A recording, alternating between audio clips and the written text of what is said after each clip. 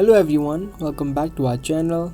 In today's video, I'm going to be showing you how to share Spotify Wrapped to your Instagram stories.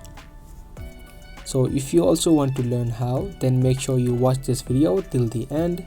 And before you get started, make sure you subscribe to our channel and also turn on the notifications because we upload videos like this on a regular basis. And in order to not miss videos, turn on those notifications. Firstly, let's head over to Spotify. Now first head over to your Spotify Wrapped. Here you can see all of your Spotify Wrapped right here, your top artists, your top tracks, and your top songs, and many more.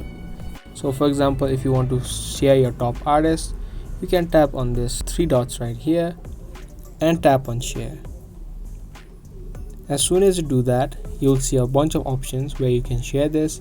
Now you simply need to tap on stories.